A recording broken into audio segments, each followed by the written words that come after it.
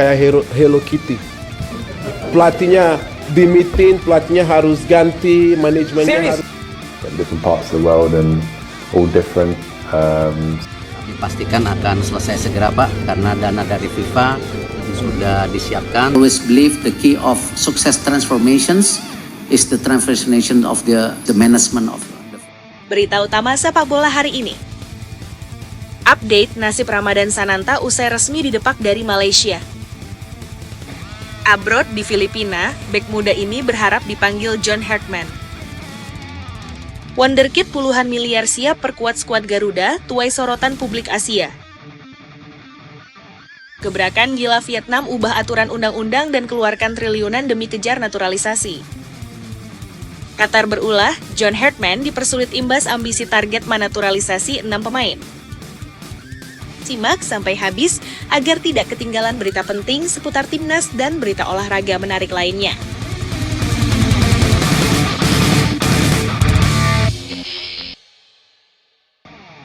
Update nasib Ramadan Sananta usai resmi didepak dari Malaysia. Ramadan Sananta resmi didepak dari Liga Malaysia. Kok bisa penyerang andalan timnas Indonesia kita dibuang begitu saja? Eits, tenang dan jangan emosi dulu. Faktanya, klub asal Brunei Darussalam yang berkompetisi di Liga Super Malaysia, yaitu DPMM FC, secara resmi memutuskan untuk tidak memperpanjang kontrak Sananta. Selama membela klub tersebut, statistik Sananta sebenarnya tidak bisa dibilang buruk. Dia mencatatkan 4 gol dan 2 assist dari total 27 penampilan. Namun, manajemen klub tampaknya melakukan evaluasi besar-besaran dan merasa performa tersebut belum cukup untuk mendongkrak posisi tim di papan atas klasemen, sehingga mereka memilih untuk melepas striker asal Indonesia ini. Kehilangan tempat di Malaysia justru membuat nasib Sananta kini menjadi rebutan panas. Statusnya yang bebas transfer langsung membuat bursa transfer Liga 1 Indonesia bergejolak hebat. Klub-klub raksasa seperti Persib Bandung dan Persebaya Surabaya dikabarkan langsung pasang badan dan saling sikut demi mengamankan tanda tangan sang penyerang. Kehadiran Sananta dinilai bisa menjadi amunisi lini depan yang sangat tajam bagi klub manapun yang berhasil mendapatkannya. Menurut kalian, apakah Sananta lebih baik pulang kampung membela klub besar di Liga 1, atau justru harus tetap bertahan di luar negeri untuk membuktikan kualitasnya? Tulis pendapat kalian di kolom komentar.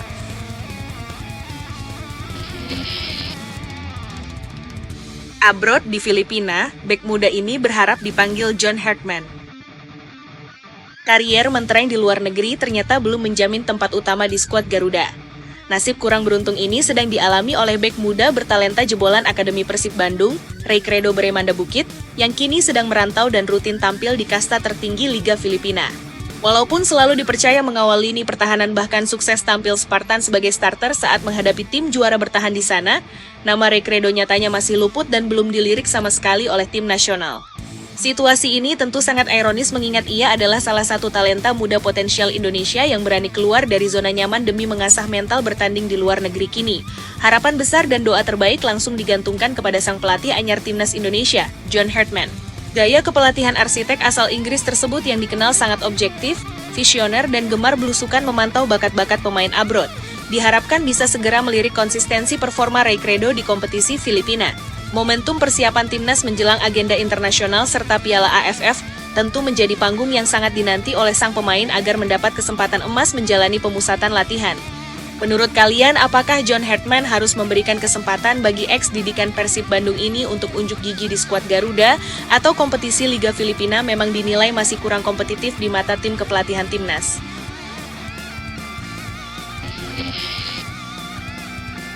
Nathan Jo Aon catatkan performa apik di klubnya jelang bela skuad Garuda. Kabar luar biasa datang dari bintang timnas Indonesia, Nathan Jo Aon, yang selangkah lagi bakal mencicipi atmosfer kasta tertinggi Liga Belanda. Nathan bersama klubnya, Willem II Tilburg, baru saja memastikan diri lolos mulus ke babak final playoff promosi setelah menyingkirkan Almere City dengan performa yang sangat dominan. Setelah bermain penuh 90 menit dan meraih kemenangan krusial 1-0 di leg pertama, Nathan kembali tampil Spartan pada leg kedua yang berlangsung pertengahan Mei ini untuk menyegel tiket partai puncak penentuan promosi ke Eredivisie. Berkat aksi militannya yang mengundang decak kagum serta panen pujian publik, pemain kesayangan netizen Garuda ini sekarang menatap laga hidup mati melawan tim peringkat 16 Eredivisie demi mencetak sejarah baru dalam karier sepak bolanya. Hanya tersisa 2 pertandingan lagi yang memisahkan sang bek kiri tangguh dengan kasta tertinggi sepak bola Belanda untuk musim depan. Nathan sendiri mengaku sangat berapi-api dan siap bertempur mati-matian membawa Willem II naik kasta demi membuktikan kualitas terbaiknya di tanah Eropa. Menurut kalian, apakah Nathan bakal sukses membawa klubnya promosi ke Eredivisie musim depan, atau justru ada klub besar lain yang bakal langsung membajaknya di bursa transfer musim panas nanti? Wonderkid puluhan miliar siap perkuat skuad Garuda, tuai sorotan publik Asia. Pecinta sepak bola tanah air bersiaplah karena timnas Indonesia dikabarkan bakal segera kedatangan amunisi baru yang kualitasnya tidak main-main. Nama gelandang serang muda milik VfB Stuttgart yang sedang dipinjamkan ke klub divisi 2 Liga Jerman, FC Magdeburg, yaitu Laurin Ulrich, mendadak menjadi perbincangan hangat publik sepak bola. Gaya bermainnya yang sangat cerdas, visi bermain yang luar biasa luas, serta kemampuannya mengolah si kulit bundar secara jenius di lini tengah membuatnya kerap disebut-sebut sebagai the next Florian Wirtz. Pemain diaspora berusia 21 tahun ini memiliki darah keturunan Indonesia yang sangat kental dari sang kakek dari pihak ayahnya yang diketahui lahir di Surabaya, Jawa Timur. Kabar baiknya, pelatih timnas Indonesia, John Hartman, dilaporkan sudah bergerak super cepat dengan resmi mengajukan nama Laurin Ulrich ke dalam daftar 6 pemain diaspora prioritas utama untuk segera diproses naturalisasinya demi memperkuat kreativitas serangan skuad Garuda. Nah, apakah kehadiran Laurin Ulrich di lini tengah bakal otomatis mendongkrak performa timnas Indonesia ke level dunia, atau proses adaptasi taktiknya nanti akan membutuhkan waktu yang cukup lama? Yuk, tulis prediksi dan pendapat paling menarik kalian di kolom komentar.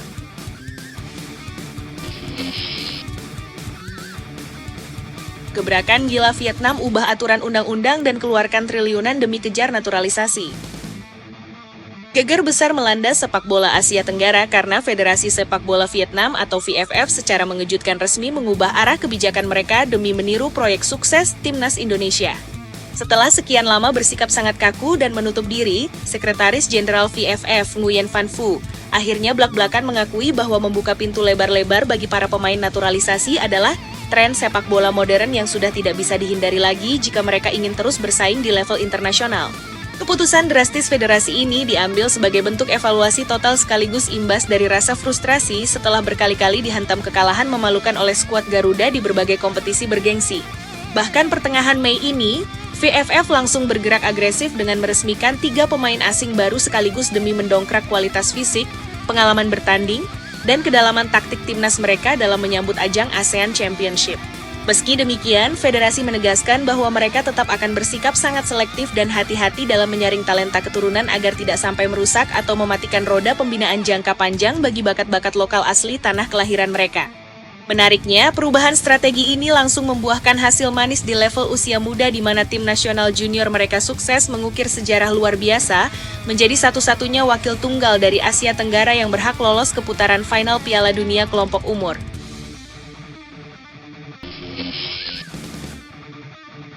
Qatar berulah, John Hartman dipersulit imbas ambisi target menaturalisasi 6 pemain.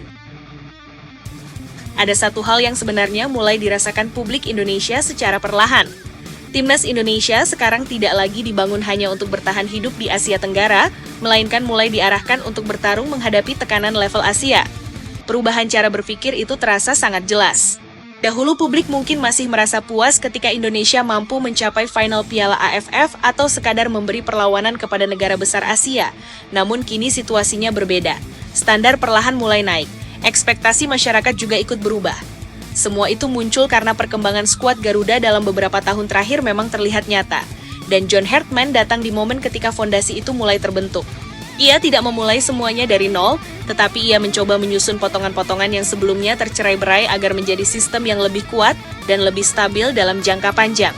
Karena itulah ketika ia berbicara soal budaya tim, soal mentalitas, soal koneksi antar pemain, hingga soal kepemimpinan di ruang ganti, banyak pihak mulai memahami bahwa proyek ini memang tidak dibangun hanya untuk satu turnamen saja. Ada arah yang jauh lebih besar di balik semua keputusan yang sedang diambil sekarang. Hal lain yang juga menarik perhatian adalah bagaimana John Hartman mulai mengubah cara pandang pemain terhadap seragam tim nasional. Ia ingin semua pemain memahami bahwa mengenakan jersey Garuda bukan hanya soal kebanggaan sesaat atau popularitas di media sosial. Ada tanggung jawab besar di dalamnya. Karena itu, disiplin menjadi salah satu aspek yang paling ia tekankan sejak awal kedatangannya. Tidak heran jika beberapa pemain mulai terlihat mengalami perubahan dalam cara bermain maupun sikap di dalam lapangan. Intensitas latihan meningkat, standar fisik diperketat. Detail kecil mulai diperhatikan lebih serius. Bahkan dalam beberapa sesi latihan tertutup, staf kepelatihan disebut sangat fokus membangun komunikasi antar lini agar chemistry tim tidak hanya muncul ketika pertandingan berlangsung, tetapi sudah terbentuk sejak sesi latihan sehari-hari. Hartman memahami bahwa tim besar tidak lahir hanya karena kumpulan pemain hebat. Tim besar lahir karena seluruh pemain memahami tugas masing-masing dan bersedia berkorban demi tujuan bersama. Di sisi lain, publik juga mulai menaruh perhatian besar terhadap proyek regenerasi yang sedang dijalankan. Nama-nama muda seperti Donitri, Alvarezzi, Buffon, hingga beberapa pemain diaspora usia muda mulai mendapatkan sorotan lebih luas. Hartman terlihat tidak terlalu tertarik mengejar pemain senior yang usia kariernya tinggal beberapa tahun lagi. Ia lebih memilih membangun pemain muda yang nantinya bisa menjadi tulang punggung Indonesia menuju 2030. Pendekatan seperti ini membuat banyak pengamat mulai membandingkan proyek Timnas Indonesia dengan proyek jangka panjang negara-negara besar lain yang sukses membangun generasi emas melalui proses berkelanjutan. Jepang misalnya membutuhkan waktu panjang sebelum akhirnya menjadi kekuatan dominan Asia. Begitu juga Korea Selatan dan Australia. Semua negara tersebut membangun fondasi kuat sejak level usia muda. Dan sekarang Indonesia perlahan mulai mencoba mengikuti jalur yang sama. Kehadiran pemain diaspora juga menambah dimensi baru dalam kekuatan skuad Garuda. Sebab sekarang Indonesia tidak hanya memiliki pemain lokal berbakat, tetapi juga pemain yang tumbuh di lingkungan sepak bola Eropa dengan standar kompetisi yang jauh lebih tinggi. Kombinasi itu membuat kualitas tim meningkat cukup drastis. Namun John Hartman tampaknya tidak ingin proyek diaspora menjadi sekadar tren sesaat. Ia ingin semua pemain, baik lokal maupun diaspora, benar-benar merasa menjadi bagian dari Indonesia. Karena itu, konsep brotherhood yang ia bangun menjadi sangat penting. Tidak boleh ada sekat antara pemain lokal dan pemain keturunan. Semua harus berada di jalur yang sama, memakai lambang Garuda dengan tanggung jawab yang sama pula. Dan itulah alasan kenapa ia memilih beberapa sosok pemimpin di ruang ganti yang dianggap mampu menjaga keseimbangan tim secara emosional maupun mental. Menariknya lagi, respons dari luar negeri terhadap perkembangan Timnas Indonesia sekarang memang mulai terasa berbeda dibanding beberapa tahun lalu. Negara-negara Asia yang dulu mungkin memandang Indonesia hanya sebagai pelengkap turnamen, kini mulai melihat Garuda dengan lebih serius. Media asing mulai rutin membahas perkembangan skuad Indonesia. Pengamat sepak bola Asia mulai menaruh perhatian terhadap pemain-pemain muda Indonesia yang tampil di Eropa. Bahkan beberapa negara Timur Tengah mulai sadar bahwa Indonesia bisa menjadi ancaman baru apabila proyek jangka panjang ini berjalan konsisten. Hal itu sebenarnya cukup masuk akal. Indonesia memiliki populasi besar, fanatisme supporter luar biasa, serta sumber daya pemain yang sangat melimpah. Jika semua elemen itu berhasil disatukan dalam sistem yang benar, maka potensi Indonesia memang sangat besar. Ketika membahas grup F Piala Asia 2027, banyak orang memang langsung menyebut Indonesia sebagai underdog. Namun John Hartman tampaknya tidak terlalu memusingkan label tersebut. Ia justru melihat posisi underdog sebagai keuntungan psikologis. Jepang dan Qatar memang berada di atas Indonesia secara pengalaman, kualitas individu, maupun nilai pasar skuad. Tetapi dalam sepak bola, tekanan besar justru sering berada di pundak tim unggulan. Indonesia bisa datang tanpa beban berlebihan dan bermain lebih lepas. Hartman sendiri pernah menghadapi situasi seperti itu bersama Kanada. Saat Kanada mulai berkembang di zona CONCACAF, mereka juga awalnya tidak terlalu diperhitungkan. Namun perlahan Kanada mampu mengejutkan banyak tim besar karena memiliki sistem permainan jelas dan mental bertanding yang kuat. Sekarang ia tampaknya ingin menanamkan pola serupa di Indonesia. Bukan hanya aspek teknis yang dibangun, tetapi juga mentalitas untuk percaya bahwa Indonesia mampu bersaing melawan siapapun. Hartman tidak ingin pemain masuk lapangan dengan rasa takut. Ia ingin para pemain menikmati tantangan besar tersebut, karena baginya perkembangan hanya akan terjadi jika tim berani keluar dari zona nyaman. Melawan Jepang, Qatar, atau negara besar Asia lainnya memang sulit, tetapi justru dari pertandingan seperti itulah mental dan kualitas pemain bisa berkembang lebih cepat. Indonesia tidak bisa terus berada di level yang sama jika hanya puas menghadapi lawan-lawan yang levelnya setara. Dan itulah mengapa Hartman berkali-kali menekankan pentingnya pengalaman internasional, baik melalui pertandingan besar maupun dengan mendorong pemain muda untuk berkarier di luar negeri. Selain itu, atmosfer dukungan supporter Indonesia juga menjadi salah satu faktor yang sering dibahas Hartman dalam beberapa kesempatan. Ia mengaku terkejut melihat betapa besar kecintaan masyarakat Indonesia terhadap sepak bola. Stadion penuh, media sosial ramai, tekanan publik tinggi. Tetapi di sisi lain, dukungan itu juga bisa menjadi energi luar biasa bagi tim nasional. Hartman memahami bahwa sepak bola di Indonesia bukan sekadar olahraga biasa. Ada emosi besar yang menyertainya. Karena itu ia berusaha menjaga hubungan baik dengan publik sambil tetap memastikan pemain tidak kehilangan fokus akibat tekanan berlebihan. Ia ingin para pemain tetap lapar, tetap rendah hati, tetapi juga tetap percaya diri menghadapi tantangan besar di depan mata. Sekarang publik mulai menunggu bagaimana hasil nyata dari semua rencana besar tersebut. FIFA Matchday, Piala AFF, hingga Piala Asia akan menjadi panggung pembuktian awal bagi proyek John Hartman bersama Timnas Indonesia. Banyak yang sadar bahwa hasil instan mungkin tidak selalu langsung datang. Akan ada proses panjang, akan ada kegagalan, akan ada tekanan besar dari publik maupun media. Tetapi setidaknya sekarang Indonesia terlihat memiliki arah yang lebih jelas dibanding sebelumnya. Dan dalam sepak bola modern, arah serta visi jangka panjang seringkali menjadi pembeda utama antara tim yang hanya sesekali bersinar dengan tim yang benar-benar mampu bertahan di level tertinggi selama bertahun-tahun. Di tengah besarnya ekspektasi terhadap proyek Timnas Indonesia saat ini, ada satu aspek yang perlahan mulai berubah namun jarang benar-benar disadari banyak orang, yaitu cara negara lain memandang mental bertanding Garuda. Dulu Indonesia sering dianggap hanya berbahaya ketika bermain di kandang dengan dukungan puluhan ribu supporter fanatik. Tetapi sekarang situasinya mulai berbeda. Dalam beberapa pertandingan internasional terakhir, Indonesia mampu tampil lebih berani meski bermain di luar negeri atau menghadapi tekanan besar dari lawan yang secara ranking lebih tinggi. Perubahan mental itu bukan sesuatu yang muncul secara tiba-tiba. Ada proses panjang yang berjalan di balik layar.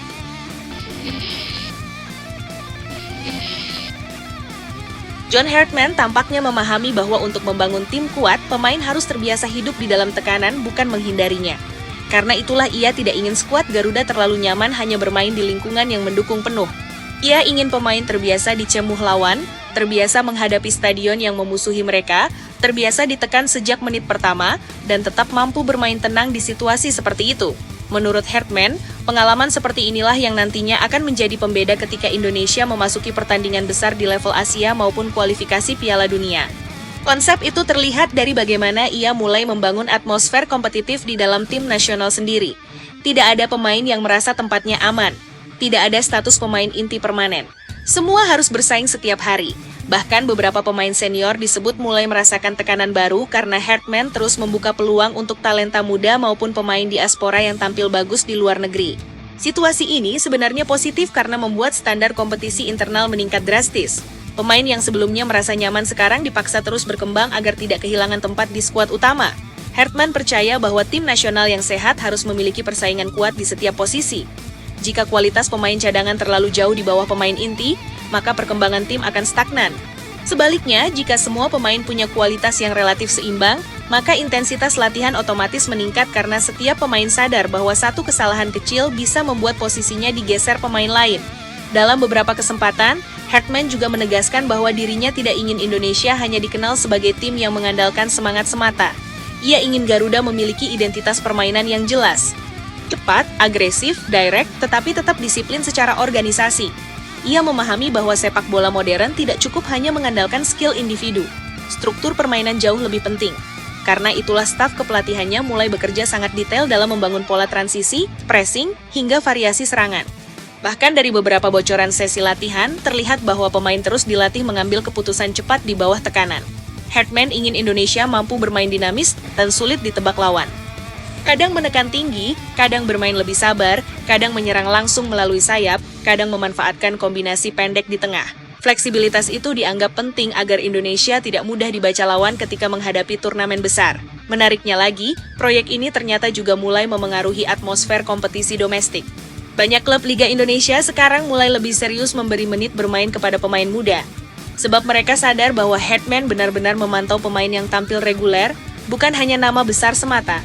Pemain muda yang berani tampil konsisten punya peluang dipanggil tim nasional meski belum terlalu populer.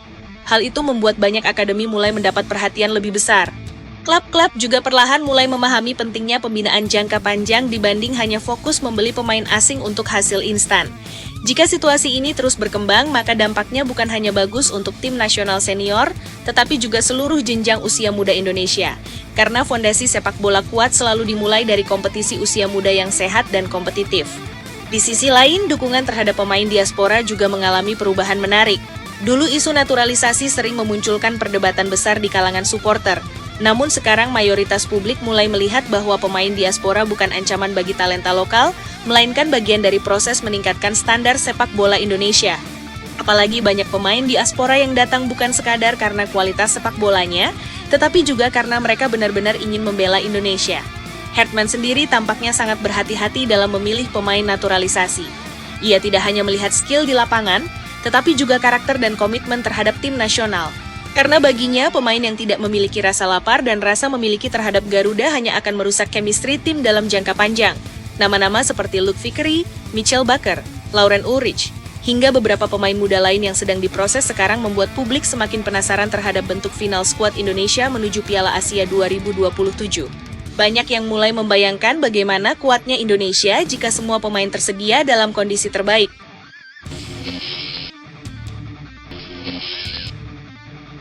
Di lini belakang ada kombinasi bek lokal agresif dengan pemain diaspora berpengalaman Eropa. Di lini tengah ada pemain kreatif dengan mobilitas tinggi.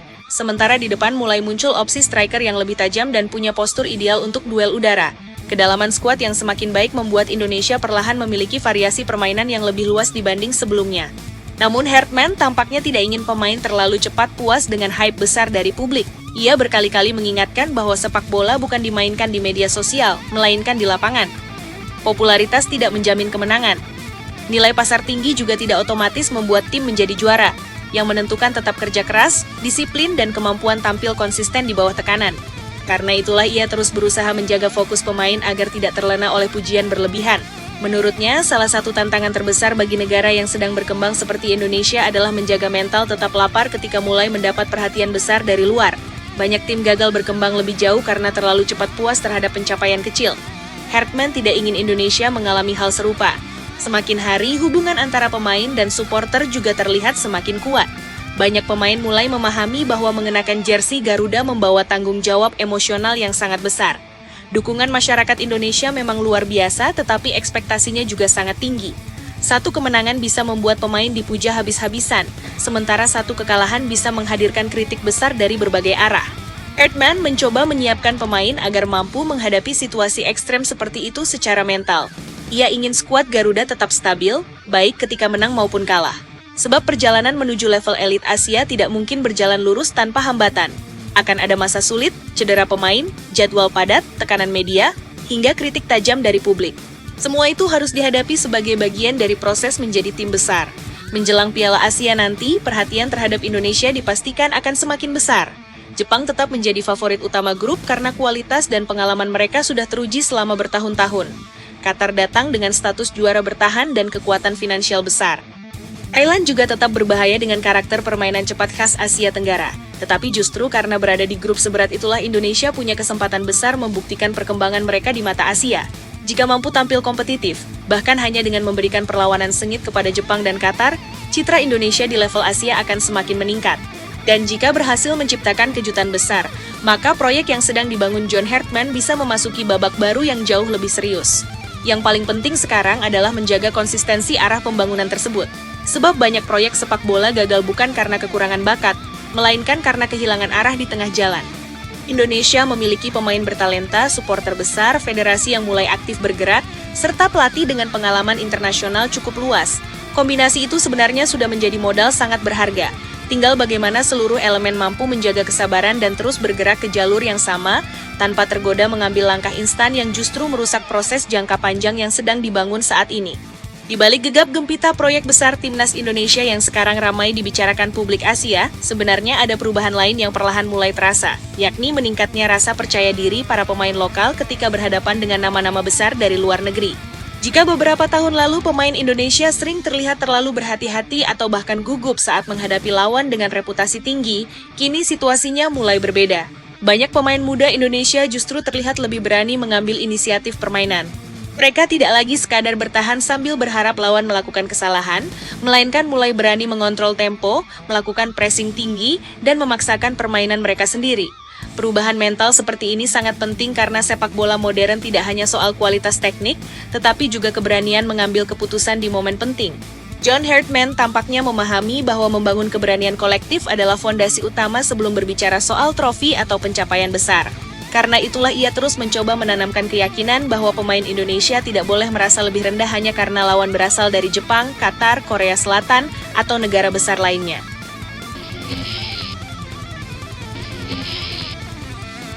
Salah satu hal yang membuat pendekatan Herdman terasa berbeda adalah caranya membangun hubungan personal dengan pemain.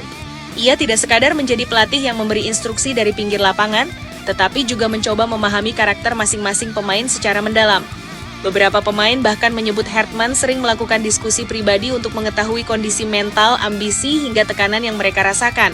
Pendekatan seperti ini membuat hubungan antara pelatih dan pemain menjadi lebih dekat. Hartman percaya bahwa pemain yang merasa dipercaya akan tampil jauh lebih maksimal di lapangan. Karena itu, ia tidak ingin menciptakan suasana tim yang terlalu kaku. Disiplin tetap nomor satu, tetapi komunikasi harus berjalan dua arah. Para pemain diberi ruang menyampaikan pendapat, berdiskusi soal strategi, hingga membicarakan masalah pribadi yang mungkin memengaruhi performa mereka. Budaya seperti inilah yang dulu juga ia bangun saat melatih Kanada dan perlahan mulai diterapkan di timnas Indonesia. Selain itu, perhatian Hartman terhadap detail-detail kecil juga mulai terlihat jelas. Ia ingin seluruh aspek di tim nasional bekerja secara profesional, mulai dari pola recovery pemain, nutrisi, analisis pertandingan, sampai pengaturan waktu istirahat. Menurutnya, sepak bola level internasional sekarang ditentukan oleh detail yang sering dianggap sepele. Negara besar bisa tampil konsisten bukan hanya karena punya pemain hebat, tetapi juga karena sistem pendukung mereka bekerja sangat rapi. Hartman ingin Indonesia belajar dari hal itu. Ia bahkan beberapa kali menyinggung bahwa profesionalisme harus menjadi budaya sehari-hari, bukan hanya ketika sedang berkumpul di tim nasional. Pemain harus menjaga kondisi tubuh, pola tidur, dan mentalitas kompetitif setiap waktu jika ingin berkembang ke level yang lebih tinggi. Di saat yang sama, perkembangan pemain muda Indonesia juga mulai menarik perhatian banyak pihak. Beberapa talenta muda yang sebelumnya tidak terlalu dikenal kini mulai mendapat sorotan setelah tampil berani di kompetisi domestik maupun level internasional usia muda. Hartman tampaknya sangat tertarik dengan pemain yang memiliki keberanian bermain di bawah tekanan. Baginya, usia muda bukan masalah selama pemain memiliki mental kuat dan kemauan belajar tinggi. Itu sebabnya ia tidak ragu membuka peluang besar bagi pemain usia belasan tahun untuk masuk radar tim nasional senior. Filosofi seperti ini membuat banyak pemain muda sekarang merasa memiliki jalur yang jelas menuju timnas. Mereka sadar bahwa kesempatan bisa datang kapan saja jika mampu menunjukkan perkembangan signifikan. Fenomena ini secara perlahan mulai mengubah atmosfer sepak bola Indonesia secara keseluruhan. Dulu banyak pemain muda hanya bermimpi bermain di klub besar lokal. Sekarang target mereka mulai berubah. Banyak yang ingin bermain di Eropa, mengikuti jejak para diaspora maupun pemain Indonesia yang sudah lebih dulu abroad. Hartman sendiri sangat mendukung mimpi tersebut. Ia percaya bahwa semakin banyak pemain Indonesia bermain di liga kompetitif luar negeri, maka kualitas tim nasional juga akan meningkat secara otomatis. Bermain di Eropa bukan hanya soal teknik, tetapi juga soal mental, disiplin, dan kecepatan berpikir. Pengalaman menghadapi tekanan kompetisi tinggi setiap pekan akan membuat pemain berkembang jauh lebih cepat dibanding hanya bermain di lingkungan yang nyaman. Menariknya lagi, proyek Timnas Indonesia saat ini juga mulai memengaruhi cara negara lain menyusun strategi menghadapi Garuda. Jika dulu banyak lawan menganggap Indonesia hanya tim pelengkap turnamen, kini mereka mulai melakukan analisis lebih serius. Beberapa media luar bahkan mulai rutin membahas perkembangan pemain diaspora Indonesia yang tampil di Eropa.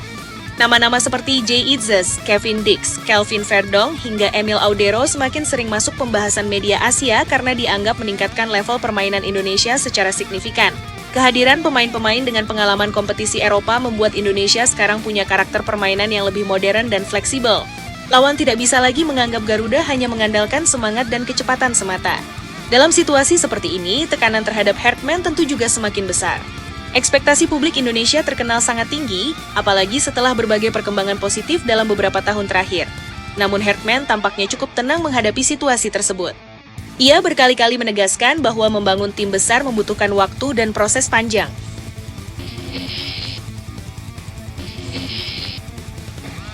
Menurutnya, hasil instan memang menyenangkan.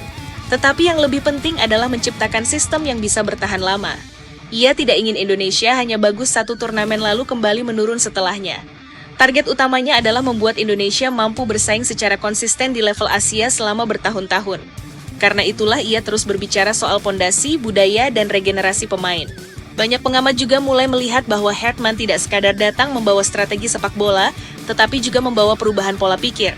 Ia ingin pemain Indonesia percaya bahwa mereka layak berada di level tertinggi.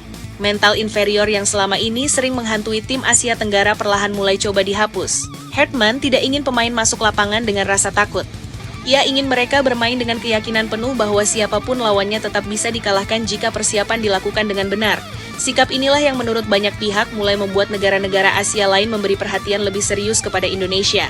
Apalagi jika melihat potensi skuad Garuda dalam beberapa tahun ke depan, Indonesia memang memiliki peluang besar untuk terus berkembang. Banyak pemain inti tim nasional saat ini masih berada di usia produktif. Beberapa talenta muda bahkan diprediksi baru mencapai puncak performa mereka menjelang 2030. Artinya, jika proses pembangunan berjalan konsisten, Indonesia berpotensi memiliki generasi emas yang matang tepat ketika target menuju Piala Dunia 2030 memasuki fase paling penting. Tentu perjalanan menuju sana tidak akan mudah. Akan ada banyak tantangan besar, mulai dari tekanan publik, persaingan ketat di Asia, hingga konsistensi pembinaan domestik. Tetapi setidaknya sekarang Indonesia mulai memiliki sesuatu yang sebelumnya sering hilang, yaitu arah yang jelas. Piala Asia 2027 nantinya bisa menjadi ujian besar pertama bagi proyek tersebut. Turnamen itu bukan hanya soal hasil akhir, tetapi juga tentang bagaimana Indonesia menunjukkan identitas permainan mereka di hadapan Asia. Apakah Garuda mampu tampil berani melawan Jepang? Apakah Indonesia bisa menjaga disiplin ketika menghadapi Qatar? Apakah pemain muda sanggup menghadapi tekanan turnamen besar? Semua pertanyaan itu akan mulai terjawab di Arab Saudi nanti.